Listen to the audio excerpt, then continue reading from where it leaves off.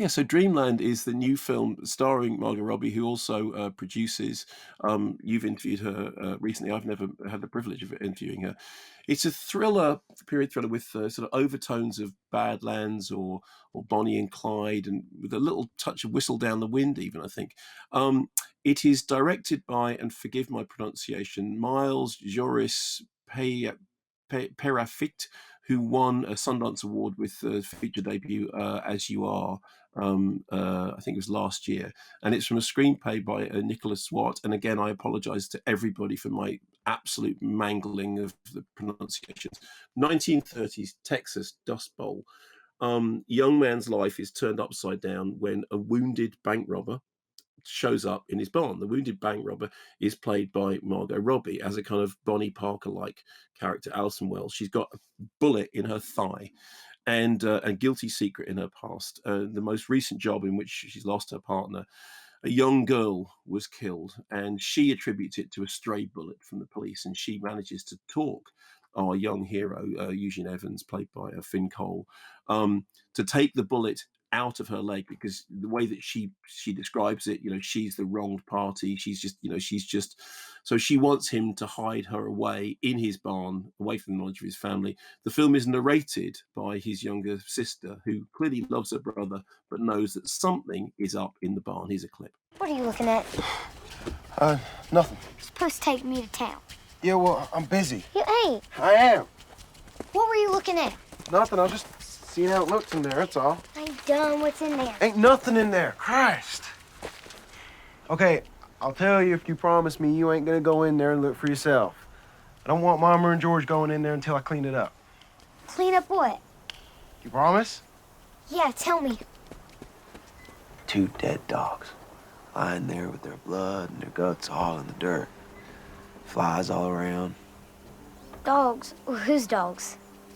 Nobody's. The Blue Yonders. What killed them? Coyotes or something? How should I know? That's sad. That's life. So inevitably, what starts to happen is that he's this this young man, and he clearly he needs to get away from his life. He's got a whole thing about this memory of a father who fled to Mexico, may be with us, may not be with us.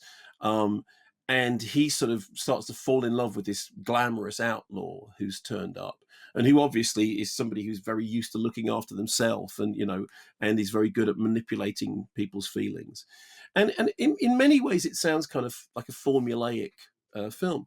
What's interesting about it is, and incidentally, I went in with very, very low expectations because I hadn't heard much about it before, is that, there's a thing that sometimes a single scene can define a film. And there is a scene when the two of them are together and they're in a motel or a hotel room, and she takes a shower and she talks to him when she's in the shower. And it's a key moment because it's a moment in which their characters are kind of revealed. It's a long scene. And it's on the one hand, it's a coming of age story. On the other hand, it's a sort of, it's a mobster on the run story. And we know this thing about his own past with his father, and there's a question about whether he's turning into his father. We know that she's manipulative, but there's a question about, is she actually using, are these real emotions that we're hearing? And the scene is framed so that she is completely out of frame, and he is over to the far right of the screen. It's a really unusual bit of framing. The film is shot by Lyle Vincent, who also, I think, shot A Girl Walks Home Alone at Night, the Anna Lily Amarpour film.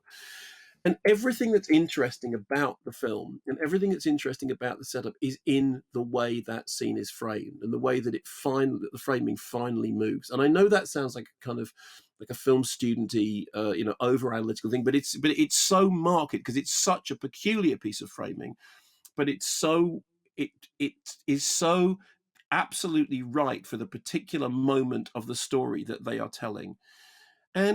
And what it also it emphasizes that one of the things that's interesting about the film is its inversions, the way in which it inverts the roles. The standard outlaw roles are flipped on their head. I mean, it flips a bunch of key tropes from films like Bonnie and Clyde, or even Abu Dussouf, or of course the Jim McBride, Breathless. And that one scene really kind of got to me, and and actually drew me in emotionally enough that as the rest of the film plays out, and it plays out in a way which is pretty expected. I mean, you know, this story is only ever going one way, but it drew me in enough emotionally to absolutely mean that by the time we got to the end of the film, I was completely involved in it. So yeah, it's a very interesting, you know, it's not a masterpiece by any means, but it is really interestingly made. It's in cinemas now. As I said, it is directed by, I'll try and say this again, Miles Joris Perafit. I have no idea whether I'm even close with that pronunciation, but it was well directed and well played. And Margot Robbie, as I said, has clearly chosen this project. You know, she's one of the producers on it, and we know from from your interviews with her that she's somebody who absolutely knows her own mind.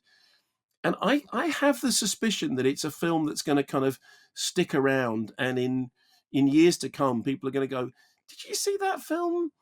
You know, it was much better than it was ever given credit for, wasn't it?" And I think, you know, partly that's down to the cinematography by Lyle Vincent, partly is down to this one extended scene which works so well, and partly the performances are really good, and it grabbed me in a way that I hadn't expected it to. It's called Dreamland.